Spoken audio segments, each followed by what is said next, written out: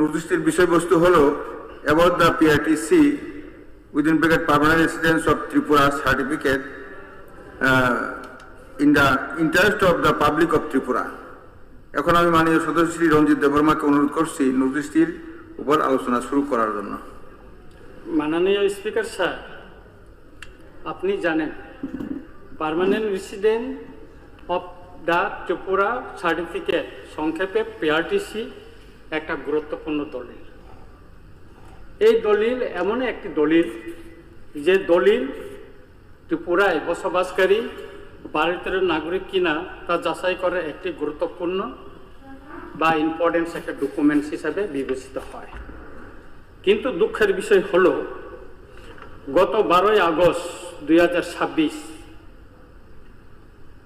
মাননীয় তথ্য সংস্কৃতি দপ্তরের মন্ত্রী মহোদয় সুশান্ত চৌধুরী মহোদয় একটা প্রেস কনফারেন্স করে বলেছেন। প্রেস কনফারেন্সে যা বলেছে আমি তো একটু পরে শোনাচ্ছি। পর্যটন মন্ত্রী আরও বলেন, এখন থেকে রাজ্যের সরকারি চাকরির ক্ষেত্রে পিআরটিসি আর বাধ্যতামূলক নয়। এর পরিবর্তে নিয়োগ প্রক্রিয়ায় অংশগ্রহণের জন্য প্রত্যাশীদের অবশ্যই রাজ্যের যে কোনো বিদ্যালয়ে প্রথম থেকে দ্বাদশ শ্রেণী পর্যন্ত যে কোনো সময়ে 5 বছরে এক নাগারে পড়াশোনা করার প্রমাণপত্র থাকতে হবে। রাজ্যের সরকারি চাকরির ক্ষেত্রে পিআরটিসি বাধ্যতামূলক থাকার বিষয়টি নিয়ে দিল্লি নিবাসী জৈনিক ব্যক্তি ত্রিপুরার উচ্চ আদালতে আবেদন করার পর পিআরটিসির বিষয়ে আদালতের পুনর্বিবেচনার নির্দেশ অনুযায়ী এই সিদ্ধান্ত আজকের মন্ত্রিসভায় গৃহীত হয় বলে জানান পর্যটন মন্ত্রী সুশান্ত চৌধুরী। এটা প্রেস রিলিজ ত্রিপুরা তথ্য সংস্কৃতি দপ্তর থেকে। আমার কথা হচ্ছে, দিল্লির যে নিবাসী অরুণ কুমার পানোয়া উনি উচ্চ আদালতের ত্রিপুরা হাইকোর্টে একটা কেস দাখিল করেছিলেন। কেস নাম্বার হচ্ছে 144/2025। কেসটা 2025-এ দাখিল হয়েছে এবং কেস ডিসপোজ হয়েছে 25/5/2025। আমাদের মন্ত্রিসভার সিদ্ধান্ত যদি 2012 তারিখে হয়ে থাকে, 2012/8/2026 হয়ে থাকে, তাহলে মাননীয় যে আদালতে হাইকোর্টে কিভাবে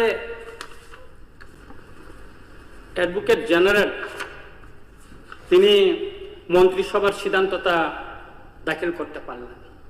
এবং যে চাকরি অ্যাডভার্টাইজমেন্ট হয়েছিল তার নম্বর হচ্ছে 10/2025 and 11/2025। বিষয়টা আমাদের খুব বিবেচনার আছে, কারণ মন্ত্রিসভার সিদ্ধান্ত নিয়েছে আপনার 12 আগস্ট 2026-এ, আর কেসটা ডিসপোজ হয়ে গেছে। এই কেসটা ডিসপোজ হয়ে গেছে, একটু আগে বললাম আমি, 20/5/2025-এ।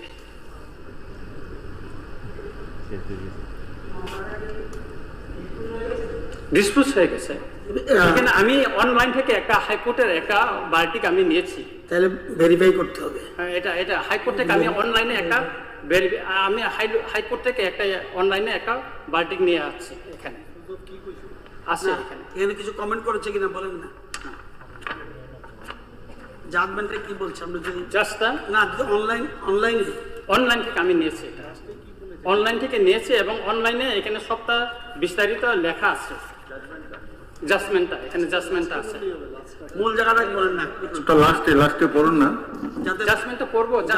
জাজমেন্ট লাস্ট প্যারাটা কনক্লুশনটা।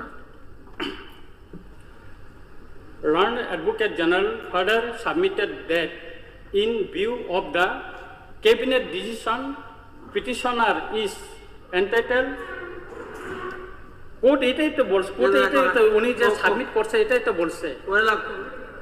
হ্যাঁ, অ্যাডভোকেট জেনারেলটাই করছে তো। কোর্ট অর্ডার করছে, গভর্নমেন্ট ক্যাবিনেটকে এটা বিবেচনা করার জন্য বলছে। এটা ক্যাবিনেটকে বিবেচনা করার জন্য এটা আমি বলছি। এটার জন্য আমি বলছি যে এটা চাকরির জন্য আবেদন মানে জন্য রাজ্য সরকারকে করা হয়েছে, মানে অনুরোধ বিবেচনা করার জন্য হয়েছে। তো কোর্ট যদি বলে থাকে তাহলে এটা কিভাবে হইল যে 12 তারিখে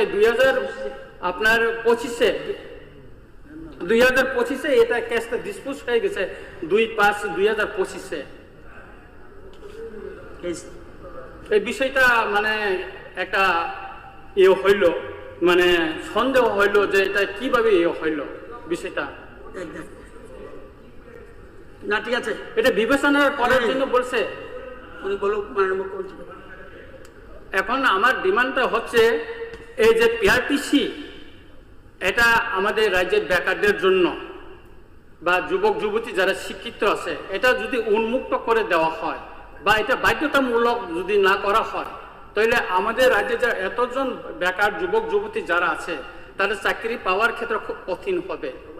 কারণ আমাদের উত্তর পূর্বাঞ্চলে দেখুন, আমি বলছি আপনাদেরকে একটা তথ্য নিয়ে আমি বলছি, অরুণাচল প্রদেশ, আমি কিছুদিন আমার ফেসবুকে আমি বলেছি তারা বাধ্যতামূলক করেছে এটা, অবশ্যই পিআরটিসি। আসামে আছে, হিমাচল প্রদেশে আছে, উত্তরাখণ্ডে আছে, মিজোরামে আছে, সবখানেতে আছে এটা পিআরটিসি। কিন্তু হঠাৎ করে যে ত্রিপুরায় আমাদের যে ক্যাবিনেট একটা বাইরের একজনের করা, এটা মাননীয় কোর্ট বলছে এটা বিবেচনা করার জন্য। ক্যাবিনেট এটা বিবেচনা না করেও তো বলতে পারতো না এটা আমাদের রাজ্যের বেকার যুবক যুবতীদের স্বার্থে, এটা আমরা বিবেচনা করতে পারবো না, এরকম একটা ডিসিশনও হইতে পারত। কিন্তু এটা তো হয়নি।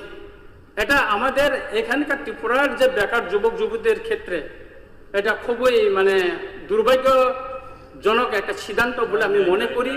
এবং আমি অনুরোধ করব বিষয়টা বিবেচনা করার জন্য যদি আমার এই যে অনলাইনের এই যে তথ্যটা যদি ভুল থাকে এটা যাচাই করা হোক। আমি অনলাইন থেকে এটা সংগ্রহ করেছি। এবং পিআরটিসি পাওয়ার ক্ষেত্রে যে আগে যে পিআরটিসি পাওয়ার ক্ষেত্রে যে এলিজিবিলিটি যে আছে, একজন পিআরটিসি পেতে গেলে আমাদের কি তাকে ত্রিপুরাতে জন্ম হয়েছে কিনা 8টা বিষয় আমাদেরকে এখানে ফিল আপ করতে হবে।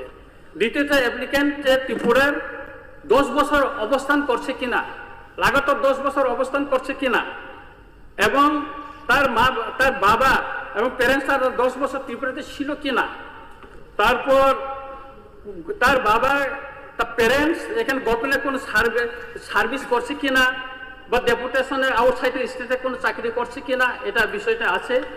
এবং তার বাবা আদার কোন স্টেটে গভর্নমেন্ট স্টেটে বা আদার প্রাইভেট অর্গানাইজেশন কোনো আউটসাইডে চাকরি করছে কিনা, এই বিষয় আছে। এবং অ্যাপ্লিক্যান্ট তার নাগরিকত্ব কার্ড আছে কিনা, অথবা তার পার্মানেন্ট রেসিডেন্ট সার্টিফিকেট আছে কিনা, এই বিষয়টা এখানে পার্মানেন্ট রেসিডেন্ট আছে কিনা। আরেকটা বিষয় হলো স্পাউস, তার পরিবার এখানেকার ত্রিপুরার বাসী কিনা। এবং আরেকটা, do you want to upload any other supporting documents or yes no এখানে লেখা আছে, এগুলি করতে হয়। তাহলে যদি আমরা এই পিআরটিসিটা উন্মুক্ত করে দেই বা এটা সরলীকরণ করে দেই, তাহলে তো ত্রিপুরার বেকার, আমাদের রাজ্যে অনেক বেকার জনজাতি অনেক বেকার আছে আমাদের ত্রিপুরায়, তাদের চাকরি পাওয়ার ক্ষেত্রে খুব কঠিন হবে এবং তারা বঞ্চিত হবে। এবং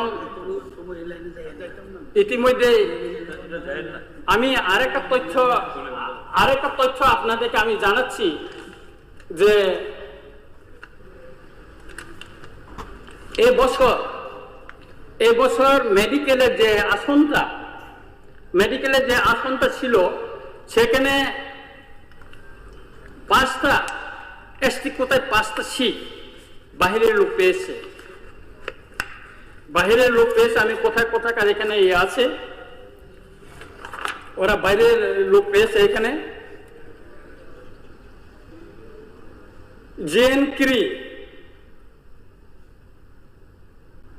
জেনকিরি বলে এসটি কোটাটা বাইরে তার আছে, উনি পেয়েছেন। আর একজন জুলিয়ান চাকমা, উনি মিজোরাম থেকে, এবং মিজোরামে সে সিলেক্টেড হয়েছে, তার নম্বরটা ওইখানে আছে। জুলিয়ান চাকমা, এটা মিজোরামের একটা আছে, এই যে উনি যে সিলেকশনে তার নম্বর সব কিছু এখানে আছে। আর আরও আছে কৃপা জ্যোতি ঠেঙ্গা, উনিও পেয়েছেন। ওইভাবে 4 জন লোক মেডিকেলে এসটি কোটায় বাইরের লোক পেয়েছে।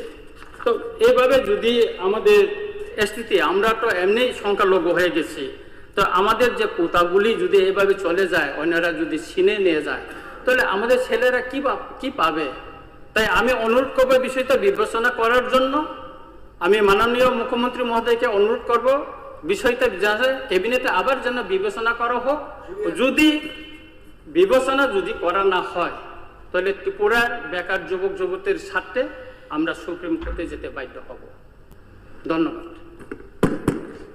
মাননীয় এলপি সাহেব বলেছেন, লিখে পাঠিয়েছেন, উনি বলবেন। মাননীয় স্পিকার স্যার, খুবই গুরুত্বপূর্ণ বিষয় এখানে উত্থাপিত হয়েছে। আজকে যে বিষয়টা নিয়ে এখানে আলোচনা চলছে, আজকে এটা গুরুত্বপূর্ণ হয়ে গেছে, কিন্তু এর আগে কিন্তু গুরুত্বপূর্ণ সেটাকে তৈরি করা হয়নি। এর আগে অনেক সরকার ছিল, আমাদের সরকার সাহস করে পিআরটিসি তো করলাম আমরা। চাকরির ক্ষেত্রে পিআরটিসি তো আমরা চাকরির ক্ষেত্রে বলছিলাম, পিআরটিসি তো আমরা এবলিশ করছি না, সব কিছুতেই পিআরটিসি আছে। কিন্তু আমাদের সরকার সেই হিম্মত দেখিয়েছে পিআরটিসি বাধ্যতামূলক, এবং সেটা করার আগে দেখুন অনেক সময় কি হয়, কাজ করতে গিয়ে যে ইন্টেনশনটা কি। আজকে এখানে সবাই, আজকে যারা বিরোধী দলের যারা আছেন ওনারা বলছেন, এলপি সাহেব বলছেন, সুদীপ রায় বর্মনও বলছেন, মাননীয় এমএলএ, কিন্তু এটা কিন্তু অ্যাপ্রিসিয়েট করছেন না ওনারা যে আমরা এপিআরটিসিটা প্রথম চাকরির বেলায় আমরা চালু করলাম, কিন্তু এবং সেটা অনেক সেই হিম্মত নিয়ে। আপনাদের সময়ে তো কেউ চালু করেননি আপনারা, কারণ আপনারা সেই হিম্মতই দেখাননি। আচ্ছা, যখন চালু করার আগে আমরা কিন্তু টিম পাঠিয়েছি। আজকে যে কথাগুলো বলছেন যে এরকম পিআরটিসি করা যায় কিনা, তো যে তথ্যগুলো আজকে এখানে দিচ্ছে যে বহু রাজ্যের মধ্যে যে রাজ্যগুলো আমাদের কাছে মনে হয়েছে যে এখানে আছে, যে আজকে ওই নেটের মাধ্যমে এগুলো দেখেছে, আমরা কিন্তু অফিসারদের পাঠিয়েছি সেখানে। এটা আমাদের যখন ক্যাবিনেটে ডিসিশন হয় তার আগে আমরা অফিসারদের পাঠিয়েছি, খবর নিন। তারা এসে সমস্ত কাগজপত্র নিয়ে যখন সমস্ত ক্যাবিনেটের সামনে সে উত্থাপন করলো, তারপর আমরা ডিসিশন নিলাম যদি অন্যান্য রাজ্যে যদি এটা তারা করতে পারে, তো আমরা কেন করতে পারবো না? আমরা তো ত্রিপুরার মানুষ, কারণ আমরা দেখেছি এই ভাষা দিয়ে আমরা ট্রাই করেছি। আজকে এখানে বলতে আমি মানে আমি বলবো খুব স্টেডিলি এবং ক্লিয়ারলি যে এই ভাষা দিয়ে আমরাও চেষ্টা করেছিলাম। ভাষা দিয়ে দেখা গেছে এর আগে ওয়েস্ট বেঙ্গল থেকে বাংলা চলে আসে, আপনার আসাম থেকে বাংলা চলে আসে, ককবরক ঠিক আছে, ককবরকের তো ত্রিপুরার মানুষ এই ভাষা জানতে হবে, পারিনি সেটা। এবং দেখা গেছে এর আগে পূর্বের যতগুলো চাকরি হয়েছে সব এই বাংলাভাষী যারা আছে তারা কিন্তু অনেকে এসে এখানে চাকরি করছে। তো এইগুলো নিয়ে কিন্তু আমরা অনেক মানে তাকে নিয়ে আমরা অনেক বলবো আমরা আলোচনা হয়েছে, তারপরে আমরা ডিসিশন নিলাম এইভাবে তো আটকানো যাবে না।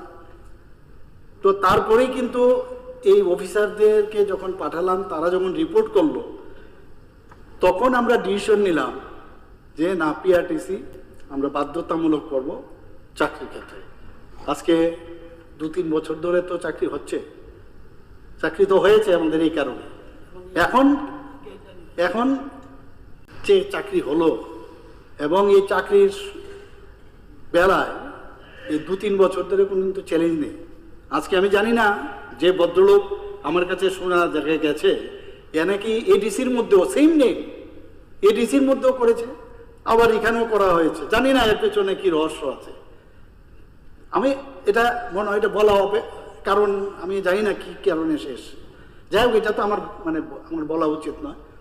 এখন কথা হচ্ছে, আমি রঞ্জিত বাবুকে একটু বলবো, আপনি কোন ডেটে এটা বের করেছেন, কোন ডেটে ডিসপোজ অফ করেছে, একটু যদি বলেন, সো দ্যাট মানে আপনাকে আমি লিঙ্ক করতে পারি। কপিটা পাঠিয়ে দিচ্ছি আপনাকে। না না, আপনি বলুন না এখানে কোন ডেটে করেছে, তাহলে আপনি বলতে।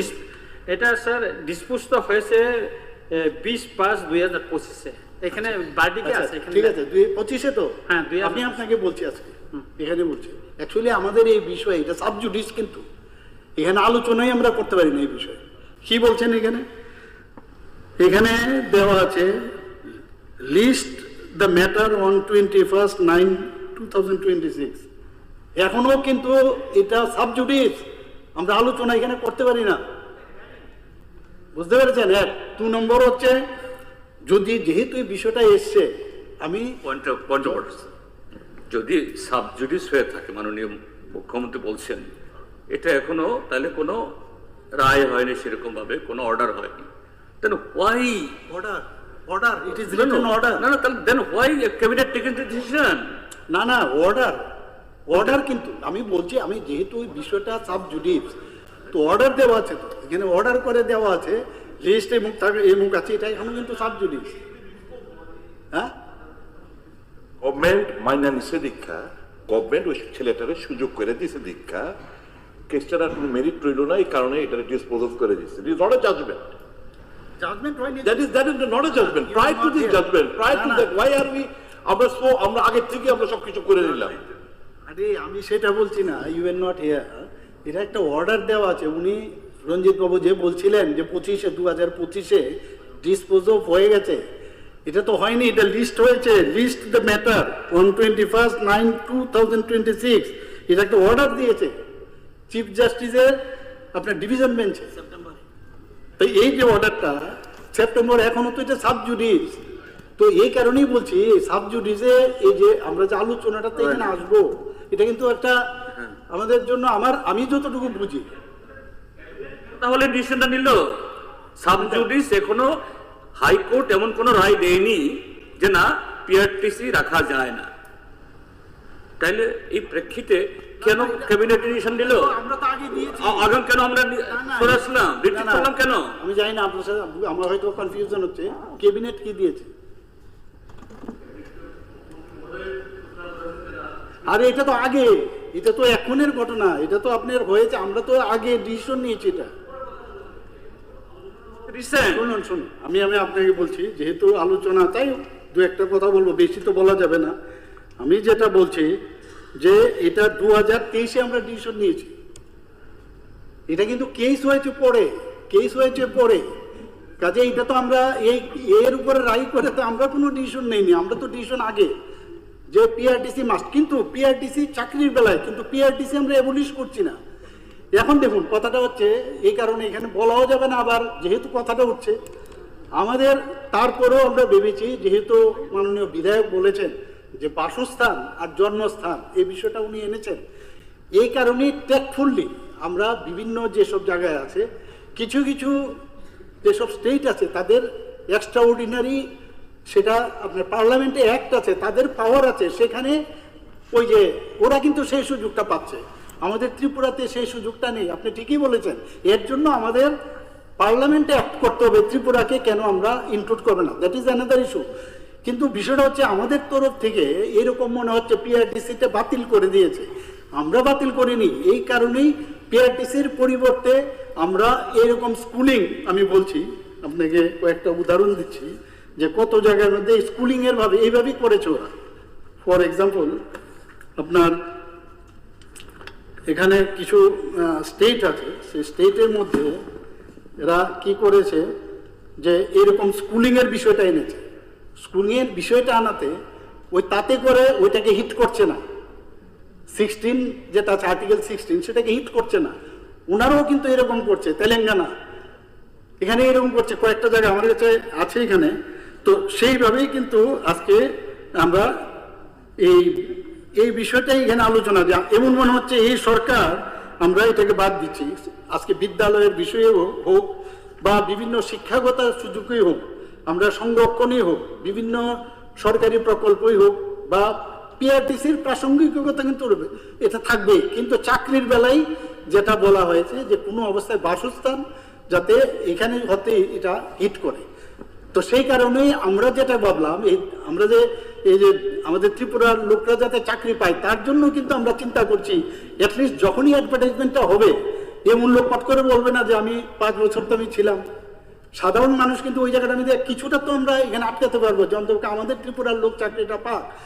এখন কথা হচ্ছে সেটা নিয়ে আমরা দেখছি কিভাবে আর আইনগতভাবে সেটাকে আমরা শক্তভুক্ত করতে পারি।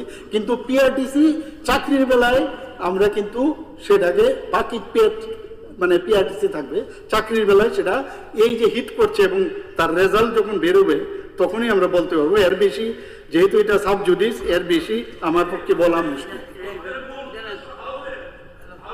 মূল intention সর্বসম্মত, apply all us, let us all apply your mind, take the advice of good judicial officers, আরো কোথাও যদি থাকে কি ইনসার্ট করলে we can bar others from taking part in this process, সেটাই হচ্ছে আমরা সরকারের আছে, সেটাই আমরা দাবি রাখলাম এবং এটা আমরা কাম্য করি। Thank you.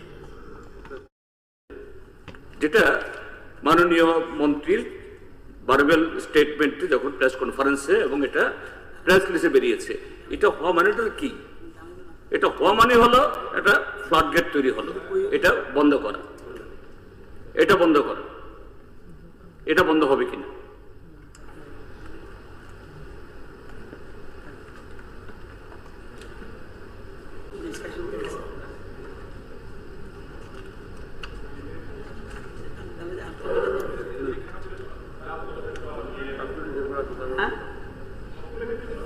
আরে ভাই,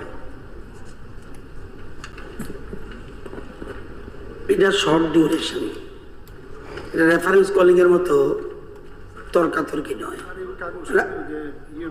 আচ্ছা বল প্লিজ। বিভিন্ন জায়গায় আরে ভাই, তাহলে তো কথা দাঁড়ান আপনি, তাহলে আপনার সিদ্ধান্ত নেন। কিছু ভালো কথা বলেছেন, প্রথম হলো যে স্যার মাননীয় অধ্যক্ষ বললে আমি মাননীয় মুখ্যমন্ত্রী পরে বলা উচিত না। না তবু এটা তো ডিসকাশন শেষ কি? মুখ্যমন্ত্রী না মুখ্যমন্ত্রী তো আমি বলছি কথাটা, হ্যাঁ মাঝখানে আপনি ওটা বলুন। এখানে এই যে কথাটা মাননীয় মুখ্যমন্ত্রী বলছে 2002 থেকে সবগুলি জিএপিএনটির গাইডলাইন রুলস আমার কাছে আছে। কোন 2002, 2007, 2015, 2016, 23 জুলাই 2016 রিভাইজড, কোনোটার মধ্যে কিন্তু পিআরটিসি নেই, কোনোটা বাধ্যতামূলক করেনি আগের সরকার, কোনোটার মধ্যে নেই। প্লিজ, সব আছে, নিয়ে নিন পরেটা, আমার কোনো অসুবিধা নেই। হ্যাঁ, পিআরটিসি এই আইডিয়াটা হয়েছে পরে, কিন্তু কোনদিন? কালকের থেকে? প্রত্যেকটা কালকের থেকে হয়েছে? অতীতে আরে ভাই, please must be domicile or আচ্ছা, ঠিক permanent আছে। resident of Tripura। আমি তার রঞ্জিত বাবু, কাজে এটা না থাকলে হয় না, কাজে ওই পিআরটিসি আপনারা- লেখা না থাকতে পারে। অন্যরা কথা বলতে আপনারা দেবেন না, আপনাদের কথা শুনতে হবে। একটু রাখেন একটু প্লিজ। ঠিক আছে ঠিক আছে, বলুন। এই যে এতগুলি রিক্রুটমেন্ট রুলস 2002 থেকে 16 পর্যন্ত আমাকে সবগুলি আছে, কোথাও কোনোদিন জীবনে পিআরটিসি বাধ্যতামূলক করেনি। এই সরকার 2023 7 জুলাই বলল যে permanent residence certificate of Tripura PRTC would be required while applying for jobs by direct recruitment under the state government, corporation, boards, PSUs, etc. 100 মানে একটা ম্যান্ডেটরি করে দিল। ইট ইজ এ ক্রেডিট, এবং এটা কিন্তু জুলাই 2023। একটু একটু বলি দিই আমি, তখন যখন পিআরটিসি যখন ছিল না, তখন আমাদেরকে এসডিও, তখন ওখানকার এসডিএম, তখন এসডিএস থেকে আমাদেরকে সিটিজেনশিপ দেওয়া হয়, ওইটা না, কার্ড দেওয়া হয়। না তারপরে বাধ্যতামূলক না, ওইটার মধ্যে না, বাধ্যতামূলক এই কথাই। আর আঙ্কেল তোমার ব্যাপারে বলছে, একটু শুনো। তাদের গাইডলাইন্সে ত্রিপুরারই শুধুমাত্র হতে হবে চাকরি, কোনো গাইডলাইন্সে নেই। তোমার কথা কারেক্ট, কিন্তু 2023 এসে বললো এই গভর্নমেন্ট যে পিআরটিসি ছাড়া আমি কাউকে দেব না। এবার প্রশ্ন হলো, এখন প্রশ্ন হলো কেন এসে বললো? কয়েকটা সাজেশন দিয়েছে এবং আপনার একটা জাজমেন্ট না অর্ডার এবং এটা দেখতে হবে এই অর্ডারের সাথে কোরিলেটেড কিনা, আমি জানি না, হঠাৎ করে মাঝখানে বলা উচিত না। সুদীপ বাবু আর্টিকেল কয়েকটা কথা বলেছে, অপোজিশন লিডার বলেছে, মাননীয় মুখ্যমন্ত্রী শুনেছেন। একটা জিনিস পরিষ্কার, বাইরের কোনো লোক যাতে এখানে এসে চাকরি না পায় তার জন্য যা যা করার আপনাদের সাজেশন যেটা বলেছেন মাননীয় মুখ্যমন্ত্রী বারবার বলছে, এবং কথাটা উঠলেই উনি আপনার আর কোনোদিন আমি তো অপোজিশন ছিলাম।